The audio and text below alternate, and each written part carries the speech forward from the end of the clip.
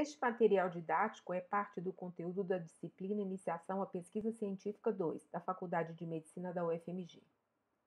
A taxa de sucesso ou fracasso de um teste de diagnóstico de uma doença pode e deve ser medida. Neste contexto, mais uma vez, antes que um teste seja usado na prática clínica, devemos saber se ele realmente funciona. Além disso, resultados corretos ou incorretos de um teste também estão sujeitos a margens de erro. E se não levarmos em consideração que ele não é perfeito, isso pode trazer consequências desastrosas para as pessoas que cuidamos. O assunto de hoje são os testes de diagnóstico e como determinar se ele é útil ou não. Quando um novo teste é desenvolvido, experimentos começam em laboratório ou em ambientes controlados, antes que eles sejam colocados à prova em humanos. Em seguida, eles são testados em amostras de pessoas que contêm doentes e não doentes. Um bom teste tem que detectar a doença quando ela realmente existe e tem que afastar a doença quando ela não existe.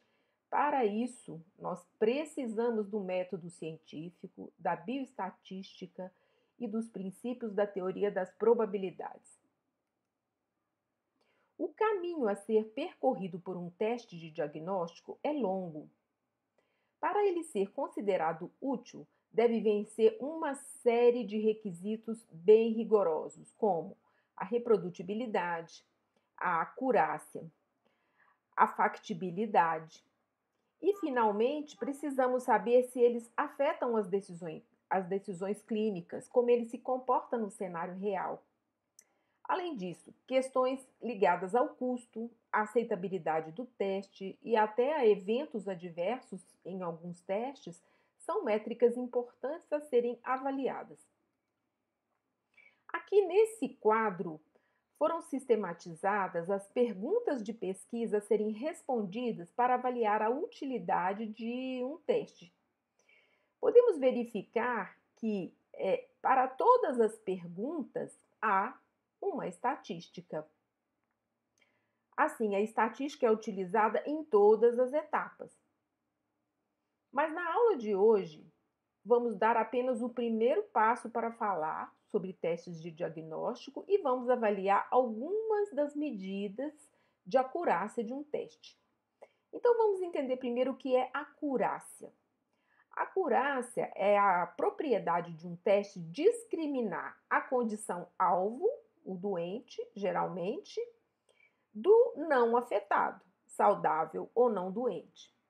Para isso, medidas de probabilidade são calculadas: sensibilidade, especificidade, valor de predição positivo e negativo, curva ROC e outras. A sensibilidade e a especificidade são chamadas de probabilidade a priori. O que significa isso? São métricas definidas por quem desenvolveu o teste e são geralmente especificadas pelos fabricantes. E as medidas valor de predição positiva e valor de predição negativa são aquelas realizadas nos cenários de cuidado e por isso são consideradas probabilidade a posteriori. E elas são impactadas pela prevalência da doença. Isso significa que usar um teste em uma população com muitos doentes pode trazer resultados diferentes do ponto de vista do valor de predição positivo ou negativo, do que quando a gente usa o teste em uma população onde a doença é rara. Um outro conceito importante é a reprodutibilidade de um teste. A reprodutibilidade mede a precisão. Um teste preciso é aquele que, repetido muitas vezes, trará um mesmo resultado, ou muito parecido. Para isso, avaliam-se as variações que um teste é capaz de produzir entre profissionais diferentes, laboratórios diferentes, ou repetida muitas vezes por um mesmo profissional. E, nesse caso, precisão, ao contrário do que muitos pensam, não é a mesma coisa do que acurácia. Um teste preciso é aquele que, repetido, produz o mesmo resultado, com boa ou má acurácia. Assim, lembrem-se bem, acurácia e precisão são conceitos diferentes e os testes devem ser bons nos dois. Acurácia é se ele discrimina o doente do não doente. E precisão é se ele é reprodutível, ou seja, sob condições iguais, mostrará sempre o mesmo resultado. Agora, é, pensem, mesmo sem se dar conta, o médico utiliza o raciocínio probabilístico para fazer um diagnóstico. Durante a análise de um exame, ele pensa: qual é a probabilidade de pneumonia se o paciente está com febre, tosse, dispneia e o raio-x mostra infiltrado bilateral? É através do raciocínio clínico que ele elabora sua hipótese. E, como ainda não tem certeza do diagnóstico, geralmente solicita um exame para reduzir ao máximo o seu grau de incerteza. Os testes de diagnóstico podem ser de vários tipos, de patologia clínica, né, os laboratoriais, de imagem, podem ser scores clínicos que agrupam fatores preditores, não importa. Para medir o quanto eles acertam, é necessário ter um padrão ouro. O padrão é o elemento de certeza transformado em uma variável. Pode ser, por exemplo, o resultado de um exame histopatológico, no caso do câncer, um achado patognomônico, como a medida direta de um parâmetro biológico, mas nem sempre ele existe. E quando isso acontece, tomamos um padrão de referência para validar o teste, que pode ser até um outro teste já em uso, mas inacessível pela questão do custo, por exemplo, em relação àquele novo que se quer comparar. A hipótese diagnóstica é para o médico o condutor do raciocínio para a cura. E o teste de diagnóstico é um elemento chave da investigação e do prognóstico. Precisamos aprender a lidar com as incertezas de um teste, porque eles não são perfeitos. Então vamos aprender esses dois conceitos. O que é o verdadeiro positivo? É o doente cujo teste de diagnóstico foi positivo.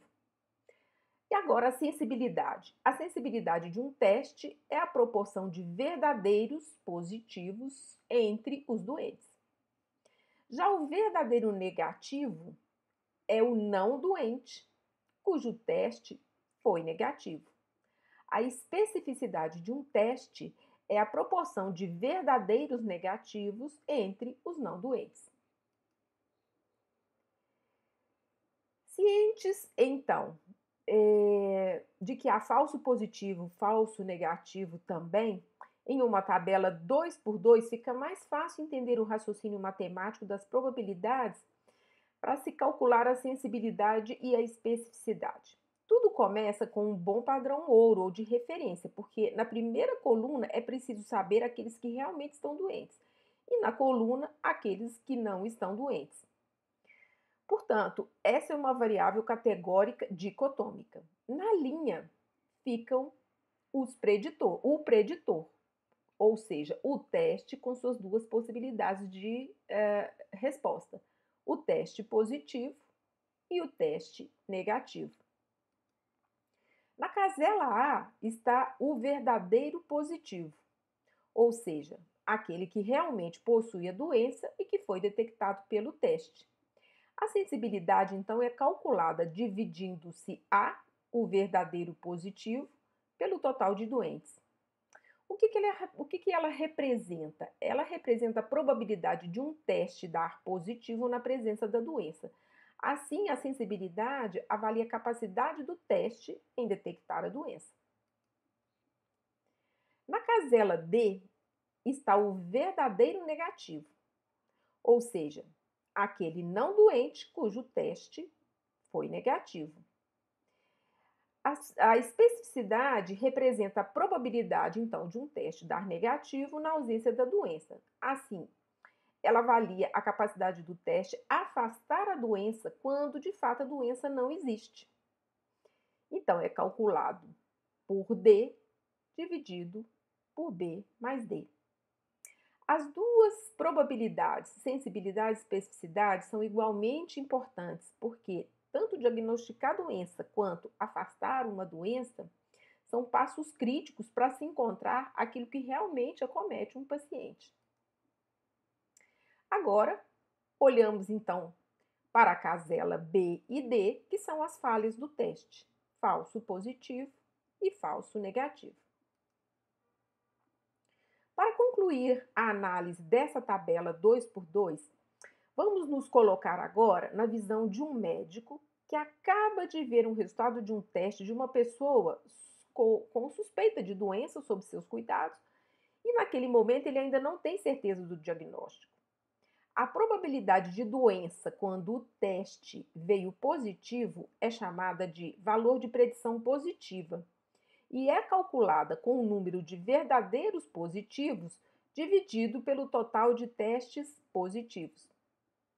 A probabilidade de não doença quando o teste é negativo é chamado de valor de predição negativa de um teste e é calculado então com o número de verdadeiros negativos dividido pelo total de testes negativos.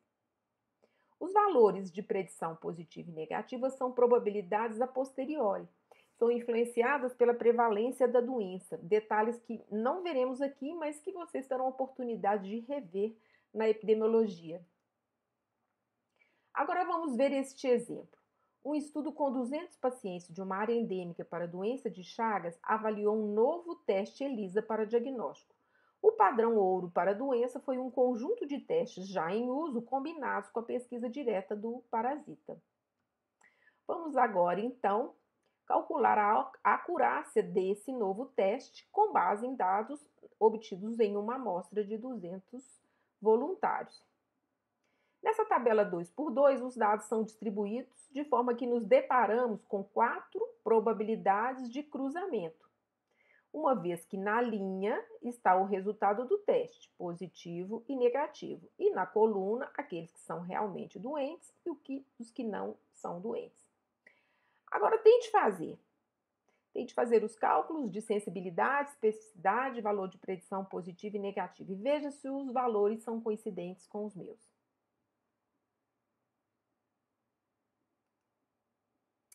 E para finalizar, voltamos para a posição do pesquisador de um novo teste.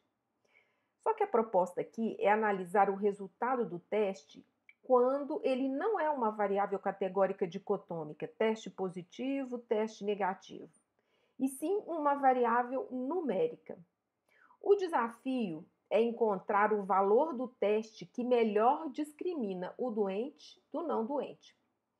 Com um exemplo fica mais fácil. Vamos supor que o teste seja um exame de ressonância magnética e que nós queremos discriminar o mal de Alzheimer pelo volume do hipocampo. Mas eu não sei exatamente qual é o valor de volume do hipocampo que separa os que estão doentes dos que não estão doentes. O que é preciso fazer? Então, é preciso calcular várias vezes sensibilidade, especificidade em centenas ou milhares de tabelas 2 por 2, simulando os vários pontos de corte para os volumes de hipocampo que foram encontrados na amostra, na busca de um melhor equilíbrio entre sensibilidade e especificidade.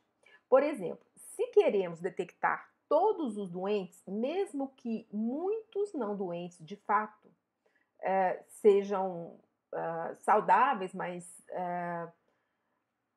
nós teríamos aqui um exame falso positivo, nós buscamos um volume de hipocampo que seja capaz de selecionar todos os pacientes com Alzheimer.